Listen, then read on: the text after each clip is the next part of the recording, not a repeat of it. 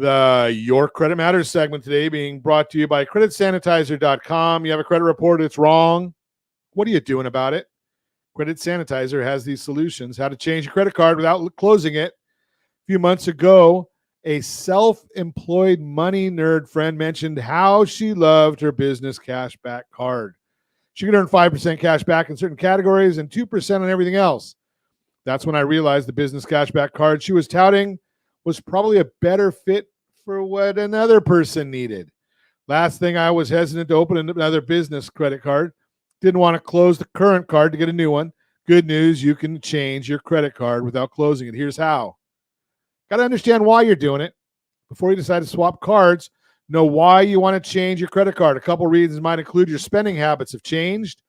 When one first opened the business card a few years ago, pre-pandemic, chose it for travel-related perks. Soon after opened it, was stuck in quarantine like everyone else on the planet. Fast forward present, found that main use was of the credit card is for everyday business expenses such as marketing, gas for the car, supplies and software. So, got to switch the card with a higher rate earning points on everyday spending.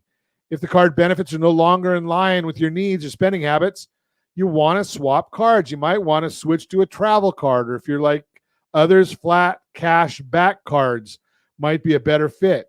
Or maybe you'd like to upgrade to a different card with more robust perks.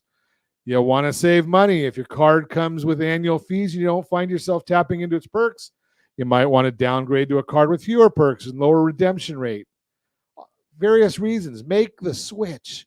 Also known as a product change. Downgrading or upgrading your credit card is quite a simple process. Note that you can only switch cards with the same bank or credit card issuer. For instance, you can only change to another Discover card if you have a Discover card. Or if your existing credit card is with Chase, you can only swap for a card within the Chase product line. To make a change, you reach out to the bank or credit card issuer. Let them know you'd like to change to a different card, but you're keeping your existing credit line open. Know how it impacts your credit. There's a few ways that changing your card instead of getting a brand new card can affect your FICO score. Not Vantage score, I'm talking FICO here. It won't shorten your credit history. That's important.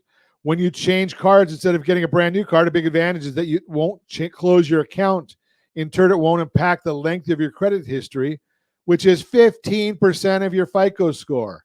It could impact your credit utilization. If you're switching to a card with a higher credit limit, this might decrease your credit utilization, which makes up 30% of your score. If you switch to a card that brings your total limit to $15,000, we're not going to give you an example. I want to talk to Frank. May prevent a hard inquiry. Yeah, you don't want to get more inquiries. Understand what you're getting into before you make the switch. Check the APRs, payment due dates, and fees that come with your potential new card. As for reward points, depending upon the card you're swapping with, you might be able to keep the rewards you earned on your card. It depends on the card, so check that beforehand. Make sure you know the annual fees. Get all that information, and you're good to go. That's the Your Credit Matters segment brought to you by creditsanitizer.com. You have a credit report. It is wrong. What are you doing about it?